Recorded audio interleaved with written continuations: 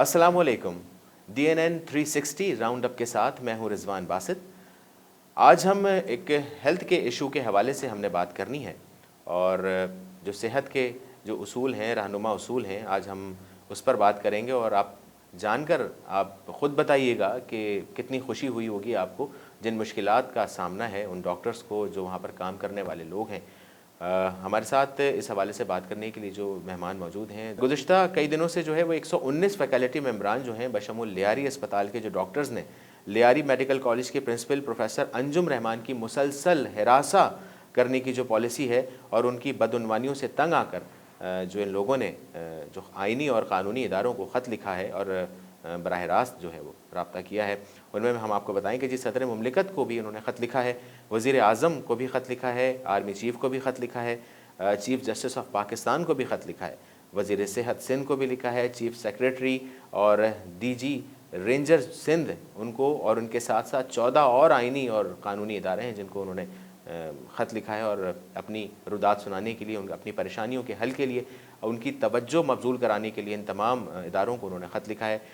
इस बारे में मज़ीद जानने के लिए हमने जो दावत दी है वो doctor Jaiprakash Bhojwani, consultant kidney specialist हैं। ये हम इनसे जानेंगे और उनसे मैं बल्कि पहला सवाल यही करूँगा और सवाल हमारा जनाब यही है कि ऐसी क्या इमरजेंसी थी कि आप लोगों ने जो है ना वफाक और सूबे के अरबाब इख्तियार से जो है ना वो बराह रास्त जो है आपने मदद तलब कर ली है, तो ज़ाहिर है कोई इशू बहुत बड़ा है, वो हम ज़ाहिर है बात करेंगे, इसमें आप हमें बताएंगे, अपना मौक़िफ़ बताएंगे, अपनी राय भी देंगे और आप अपनी मुश्किलात भी बताएंगे। तो जनाब डॉक्टर जयप्रकाश भोजवानी साहब।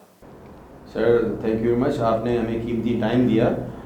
मैं यूरोलॉजिस्ट हूँ, सर्जन हूँ और मैं एक स्टार्ट करूँगा शेर से।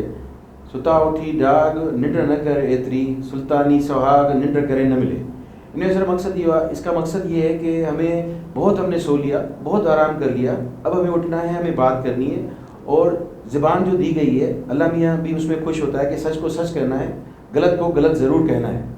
तो सर ये जो शिकायत थी वो हमने को आज अचानक नहीं दी है, इसमें पहले से ही कोर्ट में, हाई कोर्ट में केसेस चल रहे हैं और वो भी इस हरासमेंट पे हमारे बहुत अच्छे डॉक्टर हैं, डॉक्टर आफ्ताब अहमद लिगारी साहब, जिसके ऊपर भी इल्ज़ाम लगाया गया था। उसके बाद वो केस उनको वापस लेना पड़ा और आफ्ताब लिगारी साहब वो सर्जन है, मैं आपको इसलिए बताता हूँ सर कि लियारी जनरल हॉस्पिटल में कोई ऐसा सर्जन नहीं है जो ERCP करता हो। ERCP ऐसी चीज़ होती है जो सिविल हॉस्पिटल में सईद कुरैशी साहब, वो मेरे उस्ताद हैं, प्रोफेसर हैं, उनके वार्ड में उन्होंने जाके सीखा था, वो लियारी को सर्व करने आए थे, एक बात। दूसरी बात, उसके साथ हमारे बहुत अच्छे प्रोफेसर हैं शुएब गंगाड़ साहब जो जनरल सर्जन है। मैं यहाँ पे इस कुर्सी पे बैठा हूँ, वो शुएब साहब की मेहरबानी की वजह से उन्होंने मुझे इतना कुछ सिखाया कि मैं सर्जन बन गया। वो जनरल सर्जन के साथ यूरोलॉजी के केसेस करते थे, बहुत सारे कम जनरल सर्जन होते हैं जो यूरोलॉजी करते हैं। प्रोस्टेट मैंने उनसे सीखा, यूरोटोलिथॉर्मी मैंने उनसे सीखा। मैं खुद सरप्राइज हूँ कि हमारे घर की बातें, हम इतने परेशान हो गए कि हमने इधर उधर लेटर लिखने शुरू कर दिए और हम यहाँ चैनल्स तक पहुँच गए। अपनी घर की बातें घर में सॉल्व करनी चाहिए, मगर जब आपका सांस बंद किया जाएगा, आपका पानी बंद किया जाएगा, आपको बोलने की आज़ादी नहीं होगी तो आप क्या करेंगे। हमने बहुत रो लिया, हमने बहुत समझा लिया। हमारे वार्ड में डॉक्टर शाहनवाज है, मैडम ने, मोहतरमा ने हर वार्ड में ऐसे अपने बंदे बिठाए हुए हैं जो इस तरह से टॉर्चराइज करते हैं। जैसे डॉक्टर शाहनवाज राजपुर जो हमारे वार्ड में है, वो भी इस तरह से काम करता है, बाहर के प्राइवेट पेशेंट्स के ऑपरेशन करके उसी पेशेंट को आके अस्पताल में ऑपरेशन करेगा और एक पेशेंट की सर्जरी एक मरतबा नहीं 3 मरतबा सर्जरी होती है और उसके बावजूद भी वो बंदा खुश नहीं है। मतलब एक पेशेंट की आप कह रहे हैं कि 3 मरतबा सर्जरी, 3 मुख्तलिफ बीमारियों की बात कर रहे हैं आप, या एक ही जो डिजीज़ है या बीमारी है उस पेशेंट की, उसकी 3 दफ़ा सर्जरी की बात कर रहे हैं आप? ये सर, ये आपने बड़ा अच्छा सवाल पूछ के क्लियर कर लिया। ये सबको सुनने की, समझने की ज़रूरत है कि एक पेशेंट को स्टोन है जो 3-4 सेंटीमीटर का है। ये साहब क्या करते हैं, URS अंदर डालते हैं, एक जदीद इंस्ट्रूमेंट है यूरेटोरिनोस्कोपी, उसके ज़रिए जाके किडनी में रिजिड रिनोस्कोप से वो पत्थर को तोड़ते हैं। जाहिर बात 3 सेंटीमीटर का, पूरी दुनिया में यही रिकमेंडेशन है कि उसको PCNL किया जाए या ओपन किया जाए, उसमें RIRS करें आप, वो भी रिजिड इंस्ट्रूमेंट से। तो ये सब बातें नहीं है, मेरे पास ज़बान नहीं तो अल्लाह मियाँ ने दी है मुझे ज़रूर, मगर उसके साथ प्रूफ्स के साथ बातें हैं जो हमें दोस्तों ने उनके दोस्तों ने, हमारे दोस्तों ने हमसे शेयर की हैं, और वो प्रूफ के साथ बातें हैं जो हम आपको शेयर करेंगे। उन्होंने एक रजिस्टर अपने पास रखा हुआ है जिस पे डॉक्टर साइन करते हैं, और फॉर्चुनेटली से हमारे पास एमएस की तरफ से, सिंध गवर्नमेंट की तरफ से एक डिजिटल नीचे साइन इन एंड आउट है जो ज़्यादा वैलिडिटी है उसकी। उस रजिस्टर में वो अगर कोई नहीं भी आता वो प्रेजेंट हो जाता है उनके रजिस्टर में, जो उनके पास ऊपर 3rd फ्लोर पे रखा हुआ है, जिसपे मई से लेके मैंने अब तक साइन नहीं किया। And I wrote the note, dear incharge, this is a fake register, I will not sign from now to onwards because we are already signing to MS office. तो डॉक्टर साहब, who is responsible for it? मतलब मई से अब तक आपने sign नहीं किया, तो मतलब इससे अंदाज़ा हो जाता है कि जो मामलात चल रहे हैं। मैं सर वही मैं आपको रिपीट कर रहा हूँ, साइन मैंने जो किया है उस फेक रजिस्टर पे नहीं किया है, क्योंकि हमारे पास डिजिटल जो इन एंड आउट साइन होता है वो corneal sign camera sign system है, उसमें उसकी तरह से होता है। तो हम जब नीचे कर रहे हैं तो ऊपर वो रजिस्टर क्यों रखा गया? हाँ, अगर रखा गया है अच्छे फ़ायदे के लिए। अच्छा फ़ायदा ये कि जो डॉक्टर नहीं आता वो वहाँ पे प्रेजेंट है, जो आता है उस पर वो मार्क कर देते हैं। तो ये तो अनजस्टिफाइड, इसलिए वो समझ रहे थे शायद। यानी इससे तो ये जाहिर होता है कि वहाँ पे फेवरेटिज्म वाला मामला। सर फेवरेटिज्म तो वहाँ पे ऐसा है कि मैं आपको क्या बताऊँ सर, मैं आपको इसी बताने के लिए तो आया हूँ। Shahnawaz is there for last 5 to 6 year, a senior registrar हुआ अपॉइंट, असिस्टेंट प्रोफेसर हो गया, एसोसिएट का ऑर्डर मिल गया जो उसके बाद वापस करना पड़ा और असिस्टेंट प्रोफेसर है।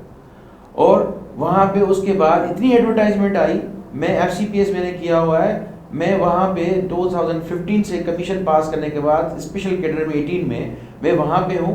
उसके बावजूद भी मुझे अपॉर्चुनिटी सीनियर रजिस्ट्रार की, असिस्टेंट प्रोफेसर की नहीं दी गई। चले मुझे नहीं दी गई, मगर जो दूसरों ने, डॉक्टरों ने, बेचारों ने, अली हैदर ख्वाजा में ज़रूर नाम लूँगा, अदनान मुनीर ज़रूर मैं नाम लूँगा, ऐसे बहुत सारे हमारे कलीग्स जिन्होंने बेचारे ने इंटरव्यू दिया, उसके बाद भी उनको नहीं कॉल की गई। इसका रीज़न क्या है मैं पूछना चाहता हूँ। CV भी गुम की जाए, हमें डॉक्टरों ने बताया CV गुम की गई, उनको कॉल किनको की गई, किनको कॉल नहीं की गई। जो उनके येस मैन होते हैं उनको कॉल की जाती है, जो नहीं होते हैं उनको वो साइड से साइड पे कर देते हैं। जैसे मुझे तकरीबन 2 साल से मैं ऑपरेशन थिएटर में नहीं जा रहा हूँ, वो सिर्फ इसलिए मैं नहीं जा रहा हूँ कि मैं नहीं चाहता कि अपने जो दूसरे दोस्त हैं, मेरे कलीग्स हैं, उनसे मैं ऑपरेशन के मामले में या दूसरे मामलों पे मैं झगड़ूँ। ये चाहता था कि मैं उनसे साथ उसमें आ जाऊँगा, झगड़ने में आ जाऊँगा, मगर क्योंकि आई एम मैच्योर इनफ, मैं सब उनकी पॉलिटिक्स को समझ के मैं चाहता था कि मेरे दोस्त जो सर्जरी कर रहे हैं उनको चांस मिलना चाहिए, मगर हर किसी को मिलना चाहिए। मैं लम्स में एज ए सीनियर रजिस्ट्रार 1 साल काम किया है, वहाँ पे लिस्ट पे नाम लिखा जाता था कि ये सर्जन करेगा, फिर उसके बाद इसको चांस मिलेगा। टर्न आउट हर किसी को चांस मिलना चाहिए। मगर मैं तो सर एक्चुअली मैं क्योंकि खुद सर्जन हूँ और एकेडमिक एक्टिविटी, तो I am loving to have academic activity in my ward in Lyari general hospital. हमारे वार्ड में कोई मॉर्बिडिटी नहीं है, मॉर्टिलिटी मीटिंग नहीं है, हमारे पास प्रेजेंटेशन नहीं है, हमारे पास जनरल क्लब नहीं है हमारे वार्ड में। हमारे पास एक MS डॉक्टर आया है, वो एडमिशन उस बेचारे की हुई है, उसके लिए क्या एक्टिविटीज़ होगी? उसमें ये एक्टिविटीज़ होगी कि भाई एक मरीज़ को 3 मरतबा ऑपरेशन होता है।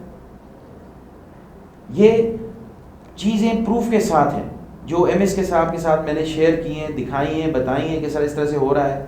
और ऐसे मरीज़ डॉक्टर शाहनवाज राजभर साहब एडमिट करते हैं, लिवर कैंसर का हमारे वार्ड में होगा, लंग कैंसर का हमारे पास होगा, ब्लड का इशू होगा तो वो हमारे पास होगा, एंड स्टेज रीनल डिजीज़, जिसको एंड स्टेज रीनल डिजीज़ कहते हैं, हमारे 1st फ्लोर पे नेफ्रो वार्ड है, वहाँ पे वो पेशेंट होना चाहिए। मगर क्योंकि नौशर फेरोज के गाँव के हैं ये, वहाँ से गाँव का मरीज़ आएगा तो वहाँ पे रहेगा अस्पताल में, वो भी तकरीबन 40 दिन तक। ऐसे मरीजों का भी रिकॉर्ड प्रोवाइड किया गया है कि 40 दिन तक कोई मरीज रहता है तो दूसरे मरीज को क्या चांस मिलेगा? आइदर ही इज एलिजिबल और नॉट।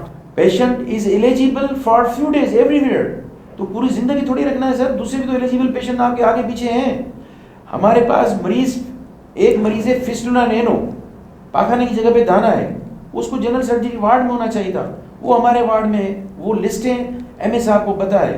गाल ब्लैडर में स्टोन है, उसको हमारे वार्ड में होना चाहिए या जनरल सर्जरी में होना चाहिए। मेरा पेशेंट जिसको ब्लैडर स्टोन होना चाहिए तो वो वहाँ पे प्रायोरिटी होनी चाहिए ना। ये मैंने कंप्लेंट्स लिख के भी दी हैं, MS साहब को भी रिक्वेस्ट किया कि सर ये अनजस्टिफाइड है।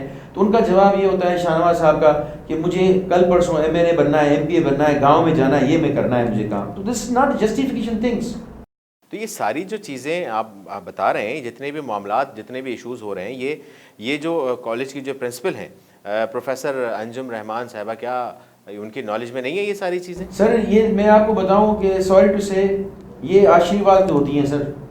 कोई बंदा इस तरह से नहीं कर सकता जब तक आशीर्वाद नहीं होगी। क्यों कि ये लोग ऐसे हैं, राइट लेफ्ट वाले लोग जो होते हैं वो फ़ायदे वाले होते हैं, फ़ायदा लेते हैं, फिर उनको ये चीज़ें करनी पड़ती हैं, दिखाना पड़ता है और बताना नहीं पड़ता। क्योंकि चोर तो कभी भी नहीं बताएगा ना कि मैं ये काम ये कर रहा हूँ, और वो हम बता रहे हैं कि ये चीज़ें मेरे साथ अनजस्टिफाइड हुआ है। अभी तक मेरा रोटा बना हुआ है, फर्स्ट ऑन कॉल एमरजेंसी में मैं हूँ, first on call for last many years, proof के साथ रोटा जो बना हुआ है उसमें फर्स्ट ऑन माई कॉल हूँ। मगर सर्जरी में मुझे नहीं जाने दिया जाता था, वो इसलिए कि मेरे दिन वार्ड में फिक्स किए गए हैं। आप सर मैं आपको ये रिक्वेस्ट कर रहा हूँ, कॉलेजेस जो होते हैं सर उसमें स्टूडेंट्स को, जूनियर सर्जन्स को प्रमोट किया जाता है, पेशेंट्स का फ़ायदा होना चाहिए।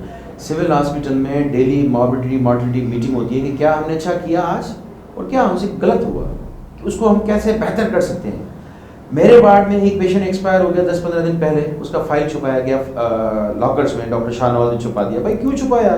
अगर पेशेंट एक्सपायर हो गया है तो we should have to discuss why expired and what was the fault, is me or his।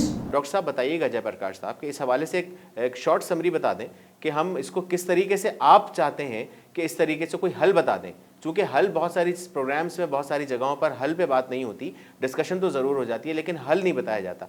तो मैं चाहूँगा कि प्रकाश साहब कि आप जो हैं हल की तरफ जाएँ और हल बताएँ। सर देखें, जो हमारे लॉ एंड फोर्सेस हैं उन्होंने माशाल्लाह पूरे पाकिस्तान में आपको क्लीन अप करके दिखाया है, ऑपरेशंस करके दिखाए हैं। वो बॉर्डर पे बैठ के हमारे लिए जान दे रहे हैं, शहीद भी हो रहे हैं और गाजी भी हैं।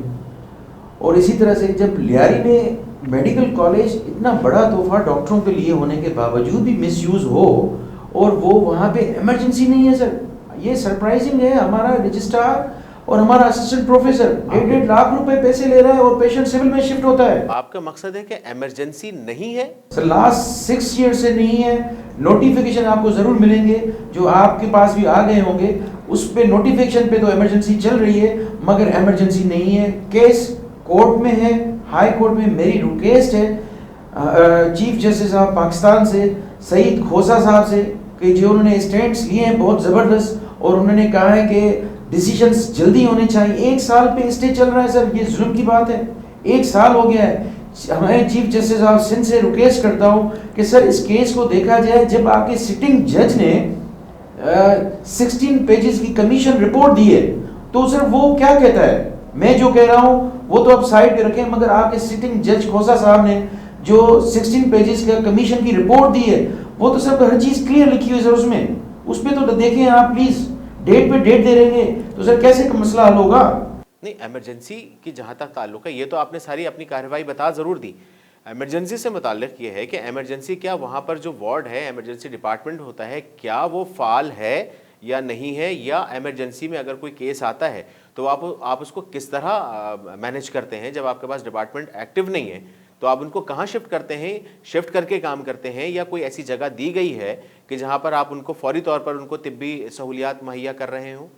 सर मैं आपसे यही रिक्वेस्ट कर रहा हूँ रिजवान साहब कि वहाँ पे इमरजेंसी तो बना हुआ है, 24 आवर्स काम कर रहा है, मगर जहाँ पे night on call assistant professor और सीनियर रजिस्ट्रार नहीं आएगा, उनका एक एक्सक्यूज है यही है कि आईसीयू नहीं है। मैं बताता हूँ सर, आईसीयू है हमारे पास 3rd फ्लोर पे, रिकवरी रूम है जहाँ पे 6 से 8 पेशेंट्स है, वहाँ पे वो लेट सकते हैं। हर पेशेंट आईसीयू में नहीं जाता, उनके पास यही एक्सक्यूज है कि आईसीयू बन जाए बस।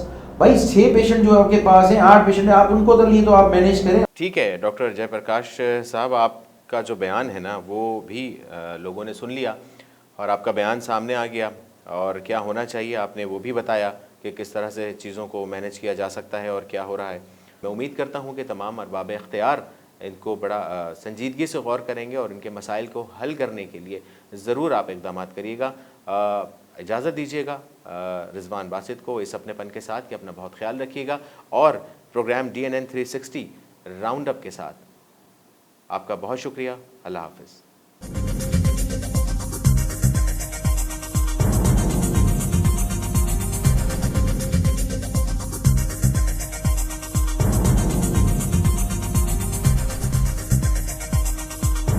न्यूज़ से अपडेट रहने के लिए हमारे चैनल को सब्सक्राइब करें और बेल आइकन